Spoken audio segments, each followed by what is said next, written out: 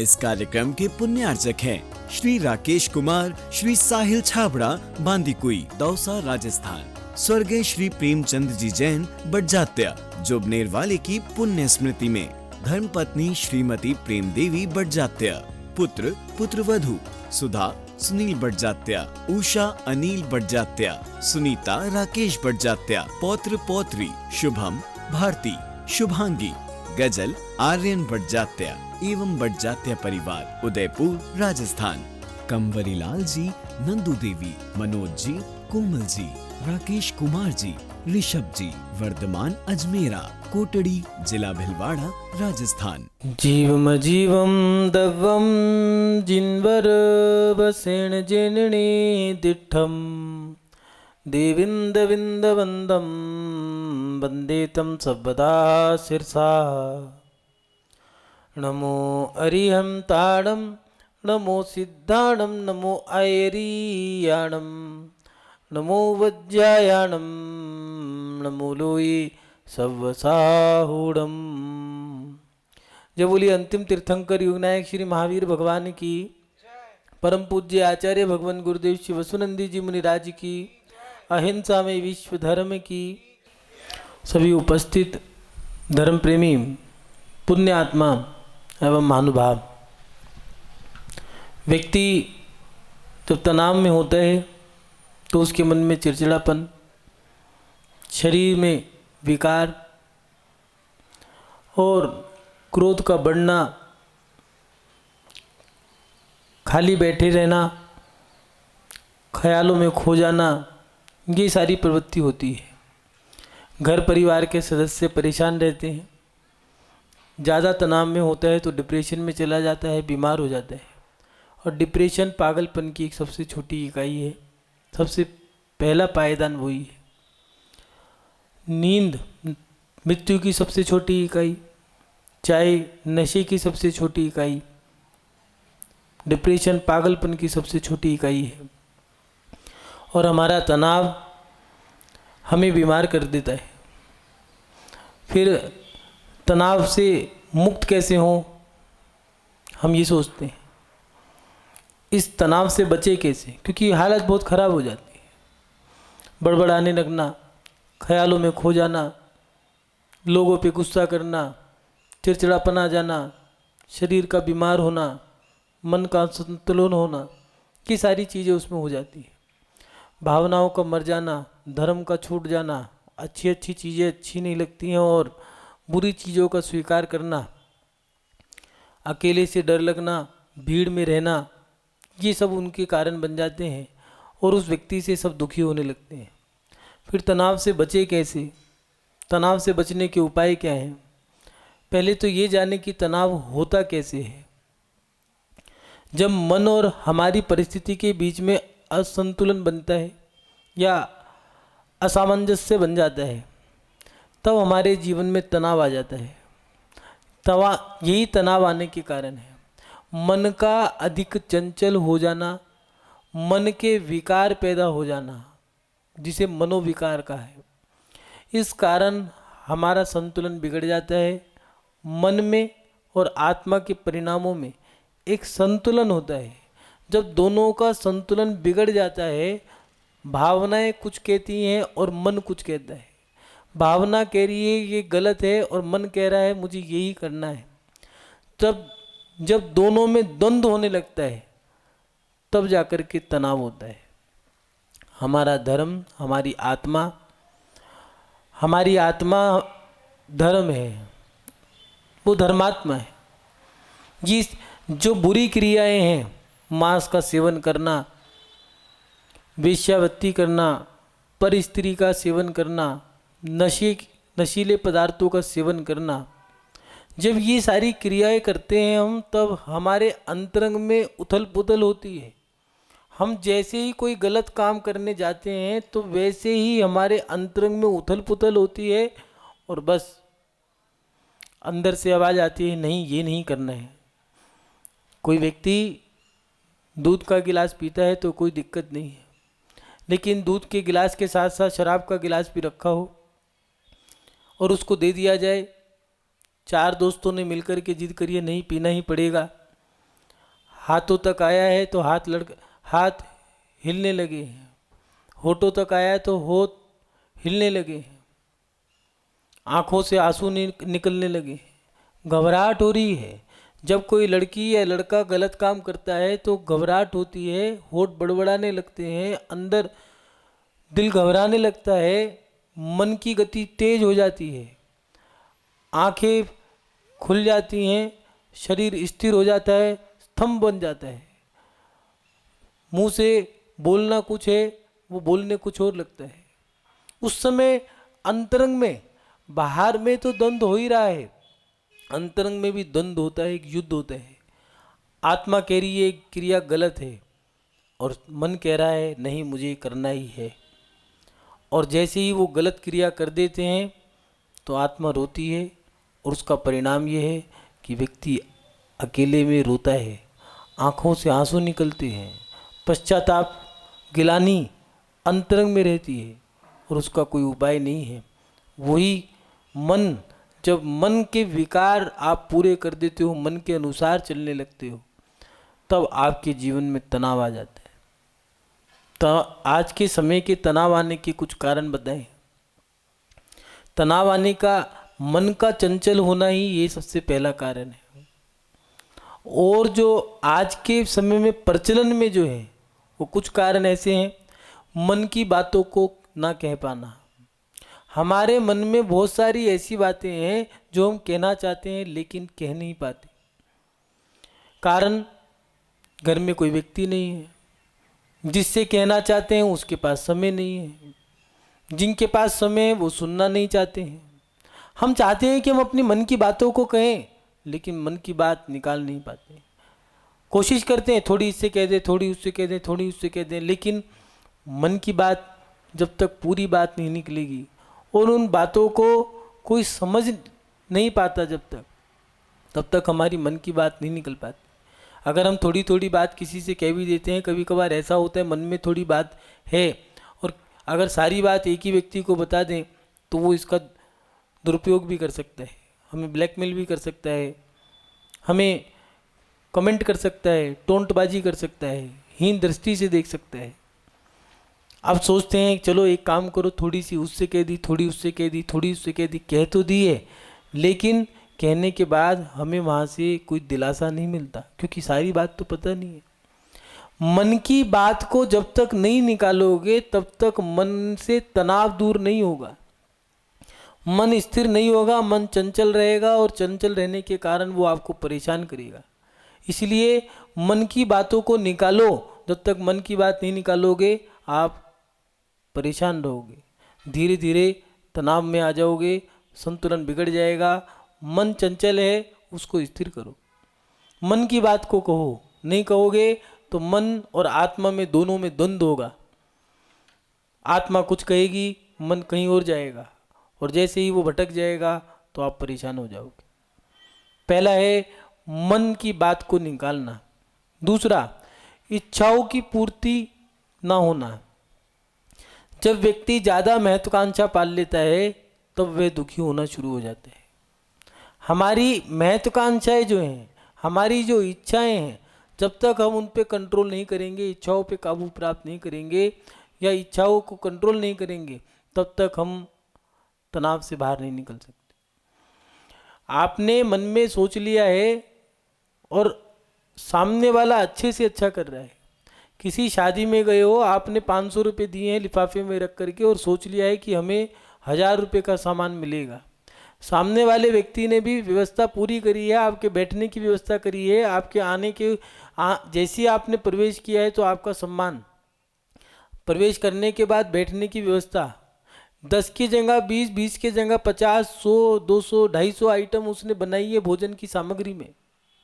चाट पकौड़ी भी बनाई है, भोजन की सामग्री भी बनाई है, जाते जाते तांबुल पान की व्यवस्था भी करी है, आपके बच्चों के खेलने की व्यवस्था भी करी है।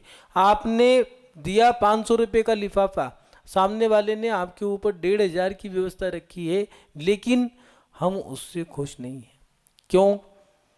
क्योंकि हमने सोचा कुछ और था, उसने दिया कुछ और है। जबकि दिया हमसे ज़्यादा है, हमने दिया 500 का, उसने दिया 1500 का या 1000 रुपये का, लेकिन हमने तो ये सोच रखा था कि हमें कोई सामग्री जाते हुए मिल जाएगी, कोई साड़ी मिलेगी, गरम चद्दर मिलेगी, नहीं तो चांदी का कटोरा मिलेगा।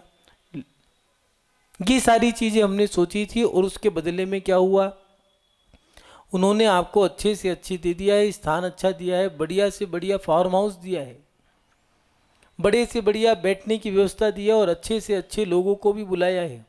आपके लिए बढ़िया से नाचने वाले, गाने वाले, खाने वाले, खिलाने वाले सब चीज़ों की व्यवस्था करी है। लेकिन दुखी हम अपने कारण हैं, सामने वाले की गलती नहीं है। यही चीज़ अगर हम दूसरे क्षेत्र में जाएं, हम बच्चों से जब महत्वाकांक्षा पाल लेते हैं कि मेरा बच्चा पढ़ लिख करके बड़ा बनेगा, बच्चे की कैपेसिटी नहीं है, उसकी सामर्थ्य नहीं है, लेकिन हमने सोच लिया है कि वो ये करेगा। क्या सोच लिया है? हमने पहले से ही सोच लिया है कि वो 12वीं करेगा, फिर कॉलेज में जाएगा, कॉलेज में जाने के बाद फिर और पढ़ेगा, एमए करेगा, बीकॉम करेगा, सीए करेगा। सब आज के समय में 90% माता पिताओं के साथ ये व्यवस्था बन गई है। ये समस्या है। बच्चे की सामर्थ्य नहीं थी, उसने 12वीं कर ली, कॉलेज कर लिया, कॉलेज करने के बाद उसकी सामर्थ्य नहीं है, फिर भी मैं अपने माता पिता का सपना पूरा करके दिखाऊंगा। वो ज़्यादा से ज़्यादा कर रहा है, उसकी सामर्थ्य मात्र इतनी थी कि वो कॉलेज पूरा कर सके और अपने पिता के व्यापार में हाथ बटाए। लेकिन माता पिता ने सोच लिया है कि मैं अपने बच्चे को और बड़ा पढ़ाऊंगा, और ज़्यादा पढ़ाऊंगा। पहले के बुजुर्ग कहा करते थे, बच्चों को उतना पढ़ाओ जितना पिता पढ़ाओ, पिता से कम पढ़ाना, ये उनका एक सूत्र था जिससे बच्चों के अंदर टेंशन नहीं होती थी। आज के माता पिताओं का सपना क्या है, हमने जितना पढ़ा है उससे भी ज़्यादा बच्चे को पढ़ाएंगे, और वो धीरे धीरे उन पे इतना ज़्यादा दबाव डाल देते हैं, बच्चे की कमर टूट जाती है और आखिर में वो मृत्यु को प्राप्त हो जाता है। हम जब अपनी महत्वाकांक्षाओं को बढ़ा लेते हैं, इच्छाओं को बढ़ा लेते हैं, तब हम दुखी होना शुरू कर देते हैं। बच्चा हो, चाहे पत्नी हो, चाहे पति हो, चाहे सास ससुर हो, चाहे परिवार का कोई भी सदस्य हो, हर व्यक्ति अच्छे से अच्छा ही करना चाहेगा। कोई महिला नहीं चाहती कि मेरी सब्जी या जो मैंने भोजन बनाए हैं, पकवान बनाए हैं, वो जले हुए बने। कोई व्यापारी नहीं चाहता कि मैं अपने सामान को खराब बेचूं। हर व्यक्ति अच्छे से अच्छा जाता है, यहाँ तक कि घर के फर्श को साफ करने वाली, वो सफाई करने वाली महिला, वो भी यही सोचती है कि मैं सफाई भी ऐसे करूं जो कहीं पर भी दाना ना मिले। हर व्यक्ति की एक ही सोच रहती है कि हम अच्छे से अच्छा करें, लेकिन सामने वाला व्यक्ति तब परेशान होता है जब उसके मन में महत्वाकांक्षा उससे भी ज़्यादा हो जाती है। इसलिए तनाव में आने का दूसरा कारण है हमारी इच्छाएं, महत्वाकांक्षाएं। तीसरा, अपने दोषों को ना बता पाना। जिन्होंने गलती करी है, जिन्होंने अपने जीवन में कोई ऐसा कदम बढ़ा दिया, बाल्यकाल माता पिता की गोद में खेल कूद में गुजर जाता है, किशोर काल जो है वो पढ़ने लिखने में गुजर जाता है, लेकिन जो युवा काल आता है, 12वीं तक पढ़ाई लिखाई होती है।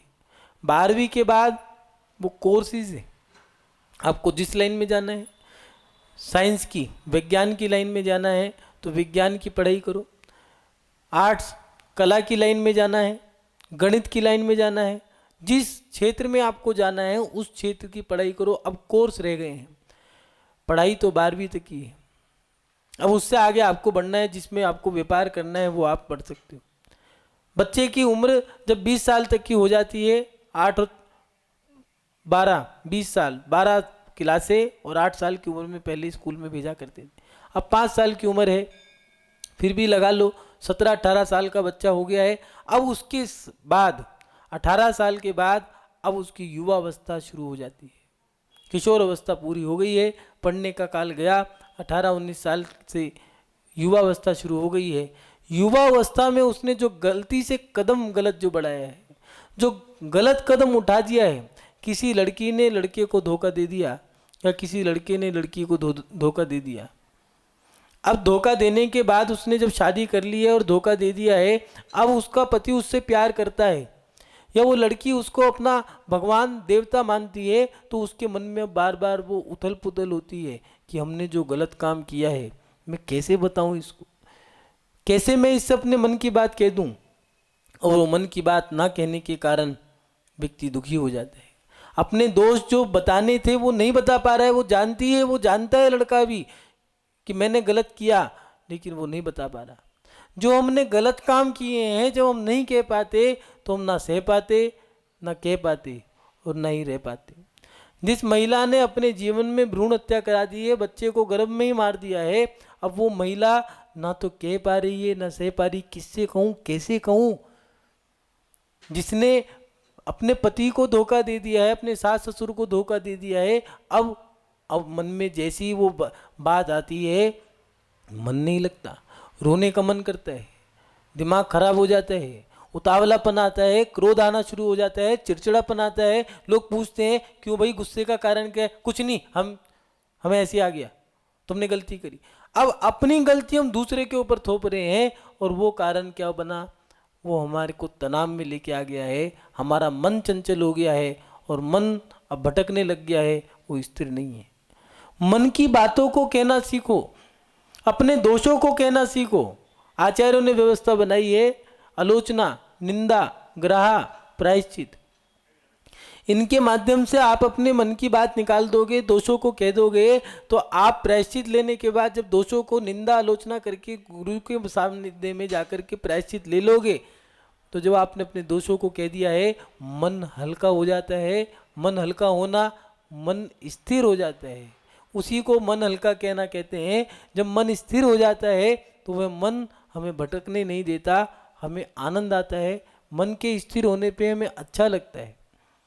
इसलिए तीसरा पड़ाव दिया है कि अपने दोषों को बताना, और चौथा पड़ाव दिया शक्ति से ज़्यादा नहीं करना। जितनी तुम्हारी सामर्थ्य है उतना करो, उससे ज़्यादा करोगे तो आपको पछताना पड़ेगा। व्यक्ति अपने ऊपर उतना लोड ले लेता है, उतना काम ले लेता है, ये भी लो, ये भी लो, ये भी लो, भागो भागो, लो लो, जल्दी लो, और लो और लो, और उसके चक्कर में वे परेशान हो जाता है, वे दुखी हो जाते हैं। दुखी होने का कारण भी यही है, हम जब अपनी सामर्थ्य से ज़्यादा करते हैं तो हम दुखी हो जाते हैं। हमारी उठक बैठक, उठना बैठना, ये सारी क्रिया जो है वो है करोड़पति के साथ, हम है लखपति। अब क्या करें? एक काम करो, हमें अच्छे से अच्छा दिखाना है, इसीलिए अच्छा सा एक मकान खरीदो। मकान किस पे ले? लोन पे ले लो। मकान लोन पे है, दुकान लोन पे है, और अरे उसके पास तो गाड़ी है, हमारे पास नहीं, तो गाड़ी भी लोन पे है। सामने वाला सोच रहा है भैया ये करोड़पति है, अब समाज उससे मांगने गई है, चंदा नहीं देता है, समाज कह रही कंजूस कहीं का, मकान तो इतना बड़े, वो हाथ जोड़ के कह भी रहा है भाई साहब हमारे पास देने को बस इतना ही है। कह रहा झूठ क्यों बोलता है, इतना बड़ा मकान लिया है, इतनी बढ़िया गाड़ी है, इतनी बढ़िया दुकान है, और उसे क्या पता है कि अंदर ढोल के अंदर पुल छुपी है, अंदर तो कुछ और भरा पड़ा है। सारी चीज़ें तो लोन पे है, ये सारी चीज़ें तो दिखाने पे है, दिखाने की, दिखावे की है, हाथी के दांत हैं, अंदर तो कुछ और है, बाहर कुछ और है। अब वो दुखी है, करें क्या? लेकिन अभी भी शांत नहीं है। क्यों? क्योंकि उसका मन अभी चंचल है। वो ये कह रहा है कि अभी और अच्छे से अच्छा दिखो, बढ़िया से बढ़िया पहनावा, बढ़िया से बढ़िया खान पान। क्यों? क्योंकि उसकी बराबरी हमें करनी है। कैसे कर लोगे? करोड़पति, तुम लखपति, तुम खकपति, वो लखपति। तुम्हारे पास तुम्हारी सैलरी 40,000 की है, उसकी एक दिन का गल्ला उसका 40,000 का है, तुम कैसे कर लोगे? लेकिन हमें बराबरी जो है वो सामने वाले से करनी है, जबकि हम वहाँ तक पहुँच नहीं सकते। इसीलिए कहा है दोस्ती भी उसी से करो जो तुम्हारी बराबरी का हो, रिश्ता भी उसी से करो, समधी जिसकी तुम्हारी समान बुद्धि हो, समान बच्चे हों। ज़्यादा पढ़े लिखे बच्चे से शादी कर दोगे तो दुख होगा, लड़की को दुख सहना पड़ेगा। अमीर घर से कर दोगे तो उसको सुनना पड़ेगा, गरीब बाप की बेटी कुछ देखा ही नहीं था। पढ़े लिखे बेटे से कर दोगे तो वो बार बार अनपढ़ कह करके पुकारेगा। इसीलिए हमें अपने जीवन में इन सब चीज़ों का ध्यान रखना होगा। आज का व्यक्ति परेशान क्यों है? क्योंकि वो मन की बातों को ना कह पाता है, ना सह पाता है, ना रह पाता है। और उसके साथ साथ अकेलापन महसूस करना। जब व्यक्ति अकेला रहना शुरू कर देता है तो वो दुखी होने शुरू हो जाता है। छोटे परिवार, एक परिवार के अंदर पति पत्नी, एक लड़का और एक लड़की हैं। हम दो, हमारा दो, दोनों को पढ़ाया लिखाया। जब बच्चे हुए थोड़े समय खेले, प्ले में डाल दिया। 1.5 साल की उम्र में बच्चों को गोदी में खिलाने का सपना ख़त्म हो गया। 8 साल की उम्र में बोर्डिंग में डाल दिया। अब 18 साल बाद निकल के आएगा। अब बच्चों को खिलाना, बोलना, चालना सब खत्म हो गया। वहाँ से लौट करके आए तो लड़की की शादी कर दी। अब उसके साथ वो खाना बनाना, उठना बैठना, बोलना चालना। माँ की दूसरी साथी जो होती है वो साथी है बेटी। बेटी का सुख तो देखा ही नहीं। बचपन में छोटी उम्र में तो प्ले में डाल दिया, वहाँ से बड़ी हुई, थोड़ी और बड़ी हुई तो बोर्डिंग में डाल दिया। बोर्डिंग से निकल के आई तो फिर अपनी पढ़ाई कोर्स करने लग गई, नौकरी लग गई। नौकरी लगने के साथ साथ अब कोई लड़का मिल गया है, शादी कर दो। जो बेटी का मन की बात कहने का माँ का एक सपना था, मैं अपने मन की बात कहूँगी, वो मेरी सेवा करेगी, मेरे से पूछेगी, मेरे से कहेगी, मैं उससे कहूँगी, वो मेरे से 2 बार पूछेगी, मैं उसे डांटूंगी, वो मुझे मनाएगी, मैं रूठूंगी, वो मनाएगी, मैं डांटूंगी, मैं उसे मनाऊंगी। ये क्रिया। और पिता भी सोचता कि बेटे को खिलाऊंगा, कंधे पे बिठाऊंगा, हाथ पकड़ के, उंगली पकड़ के घुमाऊंगा, उसे खिलाऊंगा, वो रूठेगा, मनाऊंगा, मैं रूठूंगा तो वो मुझे मनाएगा, वो जब मेरी बात नहीं मानेगा तो मैं उसे डांटूंगा, और वो जब रूठ जाएगा तो मैं उसे मनाऊंगा। लेकिन ये जब सपने हमने देख लिए और वो जब पूरे नहीं होते तब हमें दुख होता है। अकेलापन, हमारा छोटा परिवार, वो छोटा परिवार हमें दुखी कर रहा है। लड़की को बाबूजी ले गए, लड़की की शादी हो गई, लड़की पराई हो गई। लड़के की शादी हुई, लड़का अपनी पत्नी के साथ व्यस्त हो गया है और अपनी गृहस्थी में मस्त हो गया है। अब माता पिता अपने सपनों के ठीकरों को लेकर के रोते रहते हैं। पश्चाताप रह जाता है कि हमने इच्छाएं पूरी नहीं करी। किसी उपवन में, किसी गार्डन में जाकर के जब शाम को बैठते हैं, जब कोई बच्चे खेल रहे होते हैं, मन करता है उनको गोद में उठा लें, उनके गाल चूम लें, उनसे बोलें, लेकिन वो बच्चा तो हमारा है ही नहीं। डांट दे, कुछ कह दे उनके माता पिता, कहीं ऐसा ना हो ये उठा के ले गया तो। वो अकेलापन हमें सहन नहीं होता, दीवारें काटने को दौड़ती हैं। मन करता है कि कोई बैठे हमारे साथ, हमसे कोई बोले, लेकिन हमने ऐसे कदम बढ़ाए जिसका भुगतान हमें करना पड़ेगा। तनाव में आने का एक कारण और है, वो है अकेलापन।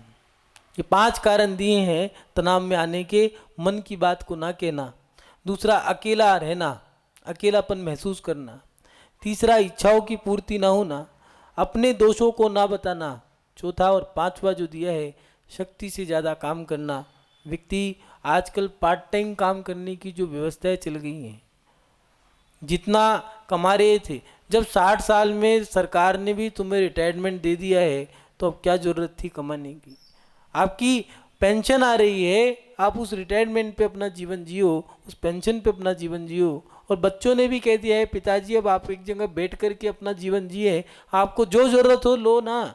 लेकिन हमने अपने मन को इतना चंचल कर दिया है कि हम उस कारण दुखी होते जा रहे हैं। इसलिए ज़रूरत से ज़्यादा अपने शरीर से वो काम ना करें जिससे आप तनाव में आए। महानुभाव, तनाव के दुष्परिणाम भी हैं। मन अशांत रहता है। जब आप ज़्यादा लोड ले लोगे तो मन अशांत रहेगा और उसके साथ साथ भावनाएं अस्थिर हो जाती हैं, मन चंचल हो जाता है और उसके साथ साथ शरीर अस्वस्थ होता है। इसलिए तनाव से बचो। बचने के उपाय क्या हैं? पहला है मन की बातों को निकालो, जितनी निकाल सकते हो निकालो। माँ की माँ से, पिता की पिता से, भाई की भाई से, बहन की बहन से, जिसकी बात जिससे उससे कहो ना। लेकिन आदमी करता क्या है, बात तो है इनकी, कहेगा दूसरे से। बात रामलाल ने बोली है, श्यामलाल से कहनी है, लेकिन जाके कहना है घनश्याम से। अरे जिसकी बात है उससे जाके कहो, क्यों उससे आप जब ये गलत काम करते हो तो उसका भुगतान भी आपको करना पड़ेगा। मन की बात वहां जाके निकालो जिसके सामने कह सकते हो। अपने मित्र से कहो, अपनी माता से कहो, पिता से कहो, भाई से कहो, बहन से कहो। अरे किसी से नहीं कह सकते, कागज पे लिख करके फाड़ कर दो, क्या दिक्कत है। पहले के लोग अपने पास एक डायरी रखते थे, उसमें अपनी सारी बातें लिखा करते थे। अगर वो भी ना कर सको तो मंदिर में जो पाषाण के भगवान है वहां जाके कह दो। अगर वो भी ना कर सको तो किसी पत्थर से जाके कह दो, और उतना भी ना कर सको अपने गुरु के पास जाके कह दो। लेकिन मन की बात निकालो, जितना मन की बात निकालोगे उतना तनाव से मुक्त हो। दूसरा, बड़े परिवार आज तनाव में रहने का एक कारण ये भी है, छोटे परिवार होने के कारण व्यक्ति तनाव में है। कहीं किससे, पहले बड़े बड़े परिवार हुआ करते थे, 8-8 10-10 बच्चे हुआ करते थे, तो उन बच्चों में एक विशेषता थी, उन बड़े परिवारों के कारण उनका मन लग जाया करता था। छोटी भाभी, हंसने वाली भाभी, रोने वाली भाभी, खेलने वाली भाभी, खिलाने वाली भाभी, चलो उन भाभी के पास बैठेंगे, उन भैया के पास जाके अपनी बात कह देंगे। रोने का मन कर रहा है तो वहाँ चले जाओ, हंसने का मन कर रहा है वहाँ चले जाओ। कोई सबकी मदद करती है, सुनो छोटी वाली तो सबकी मदद करती है, उससे जाके काम बता दो, तुम्हारा काम कर देगी। कोई पढ़ी लिखी है, कोई अनपढ़ है, कोई घरेलू है, घरेलू से घर की बात कह दी है, अनपढ़ है उसको काम बता दिया है, पढ़ी लिखी है तो उसने आपकी मदद कर दी है। आज छोटा परिवार होने के कारण व्यक्ति दुखी है। हंसने का मन कर रहा है, चलो वो हंसती हैं तो उनके पास बैठ जाते हैं, रोने का मन कर रहा है चलो उसके पास जाके अपना दुखड़ा रो देते हैं। लेकिन छोटे परिवार होने के कारण व्यक्ति दुखी है। इसलिए परिवार बड़े करो। अगर तनाव से मुक्त रहना है तो नई परिपाटी के जो लोग हैं तनाव से बचना चाहते हैं तो इतना परिवार तो आप अपना बढ़ाओ जिससे कि आप कभी तनाव में ना आ सको। मन को स्वाध्याय के माध्यम से हम स्थिर कर सकते हैं, लेकिन आज की परिपाटी के लोगों का स्वाध्याय बंद हो गया। चाहे वो किसी भी धर्म के लोग हों, उन्होंने चाहे कुरान हो, चाहे पुराण हो, चाहे ग्रंथ हो, सबने बंद कर दिए। मन चंचल हो गया है और चंचल होने के कारण व्यक्ति अस्वस्थ है। इसलिए अपने जीवन में मन को बस में करें। मन को बस में जब आप कर लोगे आप तनाव से मुक्त हो जाओगे। महानुभाव, मन को बस में करने के उपाय यही हैं, अपने मन की बातों को निकाल लें। जिनवाणी के माध्यम से आप अपने मन को बस में कर सकते हैं। स्वाध्याय, गुरु की शिक्षा को ग्रहण करें, जिनवाणी का अध्ययन करें। जिनवाणी में महापुरुषों का वर्णन किया है, उन महापुरुषों के वर्णन से हमें शिक्षा मिलती है और उस शिक्षा के माध्यम से हमें ताकत मिलती है, ऊर्जा मिलती है। देखो सीता ने कितना सहन किया, अंजना सती हनुमान की माँ कितना सहन किया, चंदन बाला को देखो कितना सहन किया। उन लोगों से हमें शिक्षा मिलती है कि देखो हमारे पूर्वजों ने, हमारे महापुरुषों ने कितना सहन किया है, हम भी थोड़ा सहन करेंगे। और एक कारावास में पूरा जीवन गुजार दिया। वो श्री कृष्ण की माँ यशोदा देवकी, दोनों का उदाहरण आता है। एक ने कारावास में जीवन गुजार दिया और एक ने दूसरे की संतान को पालने के लिए अपना पूरा जीवन समर्पित कर दिया। ऐसे उदाहरणों से हमें शक्ति मिलती है। पति ने लात मारी, 22 साल बाद देखा और पति ने लात मार दी कि देख सामने आ गई कलमुही करके, अपशगुन कर दिया। और हंस रही है अंजना, पवन जय की पत्नी, हनुमान की माँ, क्या कह रही है कि कोई बात नहीं, आज 22 साल बाद लाती तो मारी है लेकिन छुआ तो सही। इन चीज़ों से हमें शक्ति मिलती है। आज जरा सी पति ने कुछ बात कह दी तो पत्नी को गुस्सा आ गया, चलो कोर्ट में लेंगे हम तलाक। लेकिन जरा सा डिवोर्स लेते के साथ ही आपको ये पता नहीं, थोड़ा सा सहन कर लेते, थोड़ा तुम झुक जाते, थोड़ा वो झुक जाता, दोनों में संतुलन बना रहता तो दोनों पति पत्नी कहलाते। आज ना तो वो पति है ना ही पत्नी है। इसलिए अपने जीवन में जो हमारे महापुरुष हैं उनका अध्ययन करो। स्वाध्याय के माध्यम से मन स्थिर रहता है। महानुभाव, मन की बात निकाल करके जिनवाणी के अध्ययन से मन को स्थिर करने से तनाव दूर होता है। आप सभी लोग अपने जीवन में तनाव से दूर रहें, यही भावना भाते हुए अपनी शब्द श्रृंखला को विराम देता हूँ। जो बोलिए परम पूज्य आचार्य गुरुदेव शिवसुनंदी जी मुनिराज की, अहिंसा में विश्व धर्म की। इस कार्यक्रम के पुण्यार्जक थे श्री राकेश कुमार, श्री साहिल छाबड़ा, बांदीकुई, दौसा, राजस्थान। स्वर्गीय श्री प्रेमचंद जी जैन बड़जात्या, जोबनेर वाले की पुण्य स्मृति में धर्मपत्नी श्रीमती प्रेम देवी बड़जात्या, पुत्र पुत्रवधू सुधा सुनील बड़जात्या, उषा अनिल बड़जात्या, सुनीता राकेश बड़जात्या, पौत्र पौत्री शुभम भारती, शुभांगी, गजल आर्यन बड़जात्या एवं बड़जात्या परिवार, उदयपुर, राजस्थान। कंवरी लाल जी, नंदू देवी, मनोज जी, कोमल जी, राकेश कुमार जी, ऋषभ जी, वर्धमान अजमेरा, कोटड़ी, जिला भिलवाड़ा, राजस्थान।